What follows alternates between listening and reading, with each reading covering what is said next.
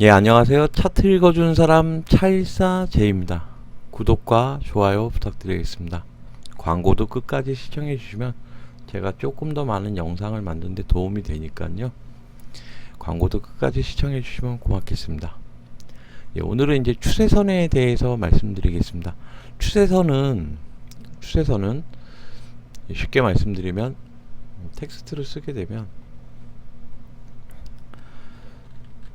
저점과 저점을 연결하여 생기는 선, 아니면 고점과 고점을 연결하여 생기는 선, 이렇게 정리를 해드릴게요. 그냥 간단하게 정리를 해드리면, 이제 말이 어려울까봐 이제 여러 가지 말을 안 하고 이제 간단하게 말씀드리면 이렇게 말씀을 드릴 수 있거든요. 그러니까 어떤 거든지, 그러니까 선을 그으려면, 이렇게 선을 그으려면 점이 두 개가 생겨야, 점이 이렇게 두 개가 생겨야 선을 긋는 거잖아요. 선이라는 걸, 이 고점과 고점을 이렇게 이어야지만 선이 생기는 거잖아요. 점이 두 개 생겨야지만. 그러니까 이런 걸 추세선이라 그래요. 추세선.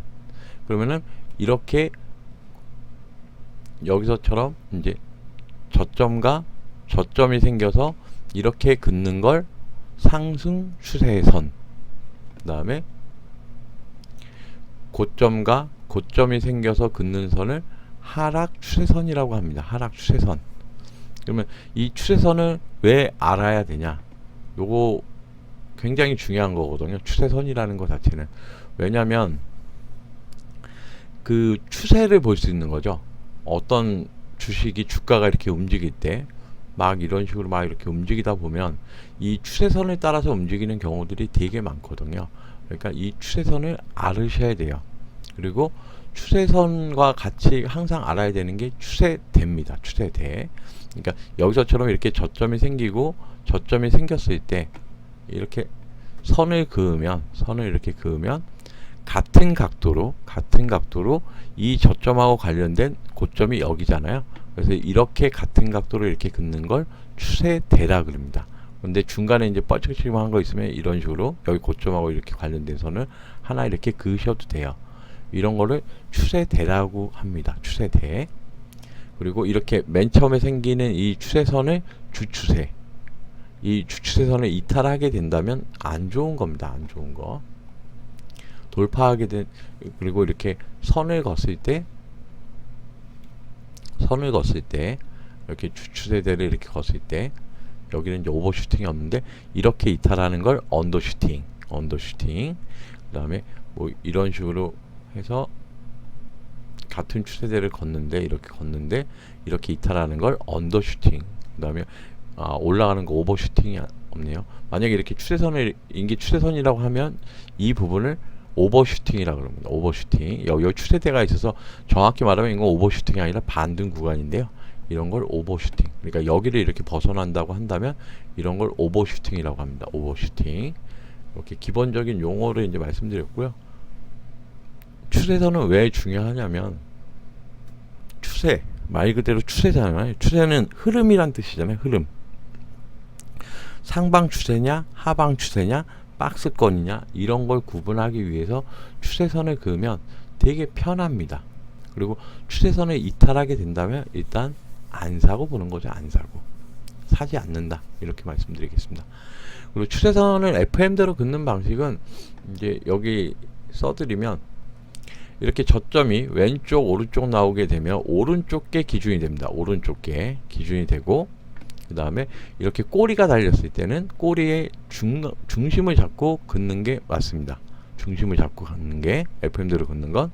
그 다음에 어느 그 저점이랑 연결을 하냐. 첫 번째, 현재 주가와 관련된 저점. 그러니까 여기서 만약에 추세선을 긋는다 그러면 이런 식으로 나오겠죠. 이런 식으로 나오는 게, 이게 여기를 이탈하게 되면 안 좋다는 얘기예요. 현재 저점과 관련된 저점이 하나 나와야 되고요. 그리고 21선과 관계된 캔들. 요게 지금 21선하고 관계된 캔들이잖아요. 근데 장대 양봉을 긋는 게 좋은데 현재는 없으니까 요렇게 긋는 겁니다. FM대로 긋는 건. 그 다음에 전고점 돌파하는 캔들. 그럼 여기서는 지금 전고점 돌파하는 캔들이 요쪽에서 나온 캔들이잖아요. 요쪽에서 나온 캔들이니까 요 캔들이지 않습니까? 근데 현재 주가하고 이렇게 이렇게 긋게 되면 멀잖아요. 뭐니까 여기서 또 21선 돌파 양봉이 나오고 여기서도 이렇게 돌파 양봉은 계속 이렇게 나오니까. 그러니까 30분 봉상 그릴 때는 그냥 그러니까 추세선을 긋는 FM은 저점이 생기면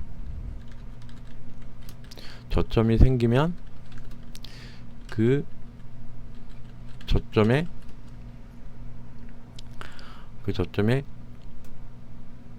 하단과 몸통의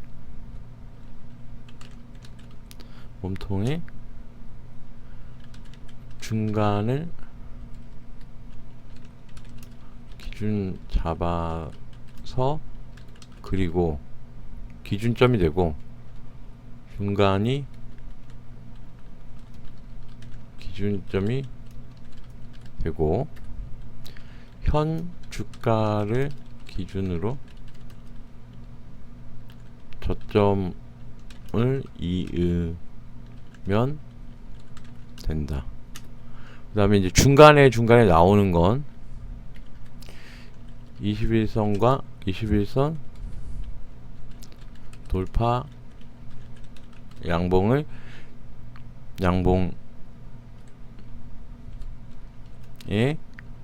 그으면 되고, 그 다음에 전고점 돌파 양봉에 저점을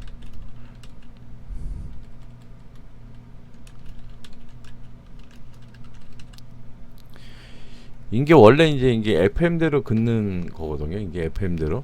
그러니까 이렇게 저점이 생기면 저점을 이렇게 긋는 게 아니라, 물론 이렇게도 긋을 수 있겠지만 21선 돌파 양봉에다 대고 긋는 거예요. 여기다 이렇게 요 돌파 양봉 요걸 하나로 볼 수 있으니까 이런 식으로 긋는 거고, 그 다음에 전고점이 이렇게 있으면 여기서는 이제 전고점이 여기가 되겠죠. 여기.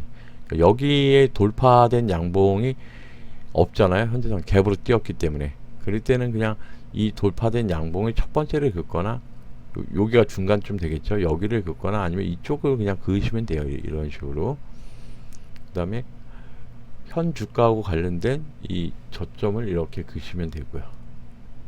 이게 원래 이렇게 해서 선이 이렇게 3개 나오는 건데, 3개 나와서 이제 위에 있는 선을 없애고 이런 식으로 하시면 되고, 추세대는 원래 이렇게 추세선이나 이런 거 그때 좀 이렇게 차트를 좀 작게 놓고 보시는 게 편해요. 그러면 여기, 그러니까 내가 기간을 얼마에 잡느냐에 따라서 저점이 변하잖아요. 쉽게 얘기해서 내가 기간을 여기서부터 잡는다라고 치면 저점이 여기가 되고, 여기서부터 잡는다고 치면 여기가 되거든요. 근데 30분 봉으로 봤을 때 보통 이제 3100, 그러니까 하나, 둘, 셋, 넷, 다섯, 여섯, 일곱, 여덟, 아홉, 열, 열하나, 11개월 정도가 나와요. 이 분차트 개수가 일봉처럼 무한대로 이제 처음에 이게 상장됐을 때부터 나오는 게 아니라 30분 봉은 이렇게 개수가 한정되게 나오거든요. 그러니까 이 부분은 내가 어디를 기준으로 잡을지 기준점만 잡으시면 돼요. 기준점만. 그래서 만약에 여기서부터 만약에 내가 추세선을 근다 그러면 저점이 여기잖아요. 그러면 이렇게 여기서부터 이런 추세선이 하나 나올 거고, 이렇게 추세선이 하나 나올 거고, 그 다음에 이쪽으로 내려오면서 이런 식으로 추세선이 나오겠죠. 그래서 제가 여러분들한테 말씀드리고 싶은 건 뭐냐면, 이렇게 A, B, C로 올라갔을 적에 눌렸을 때, 그러니까 이쪽 저점이 되겠죠. 이쪽 저점이 되면 여기 저점이 나오면 여기가 이제 3번째니까 3번째 자리에서는 매수해도 된다. 왜냐면 이탈을 하더라도 리바운딩이 나올 확률이 굉장히 높기 때문에 여기서 이제 N자 목표 잡아서 이제 분할 매수 들어가 버리면 되거든요. 이탈하면 3번째 자리를. 그러니까 3번째 자리에서는 매수를 하셔도 된다라고 말씀드리겠습니다. 요게 이제 추세선 매매거든요. 그리고 하락 추세가 있는 거는 하락 추세를 돌파하기 전에는 매수를 하는 게 아닙니다.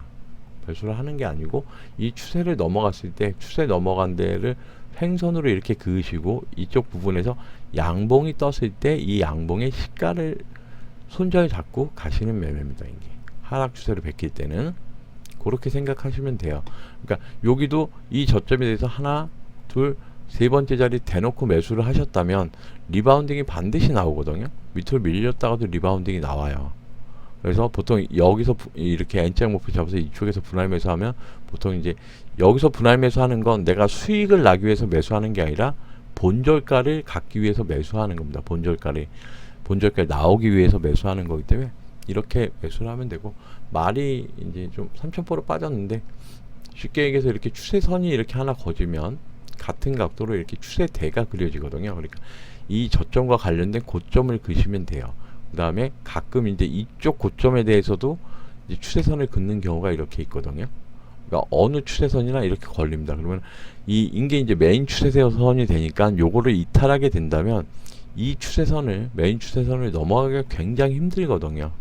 물론 이건 좀 각도가 크니까 그렇긴 하지만 각도가 좀 급하다 보니까 이 쉽게 넘어가질 못합니다. 메인 추세선을. 그러니까 고점이 있다라는 거. 그래서 주추세를 이탈하는 건 안 좋다라는 거. 그러면 이렇게 여기까지 봤을 땐 이게 메인 추세선이 되지만 이 저점을 기준으로 했을 때 추세대가 또 이런 식으로 바뀌거든요. 이런 식으로. 그럼 여기서 이렇게 그으면 이런 식으로 바뀌겠죠. 같은 각도로 그면 이런 식으로 생각하시면 되고, 여기도 이제 하락 추세선이 이렇게 나오는 거잖아요. 이렇게.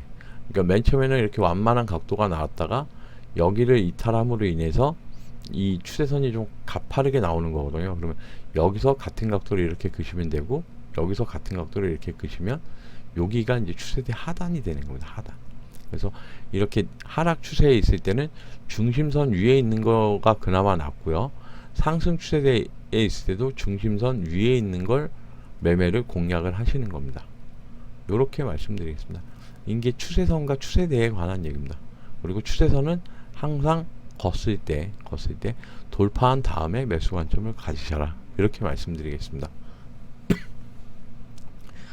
그리고 추세선 매매를 하실 분들은 조금 길게 보시는 게 나아요. 길게 차트를 길게 보시고 매매하시는 게 낫기 때문에 요 정도 말씀드리겠습니다. 제가 약간 좀 두서없이 말씀드려서 죄송한데 추세선에 대한 그 기준은 이렇다. 근데 제가 긋는 추세선은 이 FM대로 긋는 게 아니라 그냥 제 임의적으로 매매하기 편하게 하기 위해서 저점과 저점을 잡아서 그냥 긋는 거기 때문에 이렇게 하셔도 되긴 되는데, 이게 능숙하지 않으신 분들은 여기서 이렇게 저점을 잡으시는 거랑 이 바로 앞부분에선 상관이 없는데 요 각도를 조금만 틀리게 그시면 이렇게 멀리 봤을 때 가격 차이가 굉장히 많이 나게 됩니다.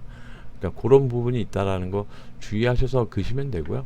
웬만하면 FM대로 그시고, 저야 뭐 제 임의적으로 긋는 게 습관이 되나서, 그러니까 FM대로 그릴 줄 모르는 게 아니라 FM대로 그릴 줄 아는데 그냥 제 임의적으로 매매하는 방식이 있기 때문에 추세선을 그렇게 그리는 거니까 이제 저를 따라 하셔도 되고 그냥 FM대로 긋는 걸 따라 하셔도 되고, 그거는 이제 본인들이 매매하는 습관이나 성향이나 아니면 이제 매매를 하다 보면 이제 확률이 높은 게임을 해야 되기 때문에 그런 것에서 나오는 그 쉽게 얘기하면 본인만의 그 기준과 원칙을 정하시면 됩니다. 예. 여기까지 추세선에 대한 얘기 말씀드렸고요. 지금까지 차트 읽어준 사람 차일사 제이였고요. 구독과 좋아요 부탁드리겠습니다. 고맙습니다.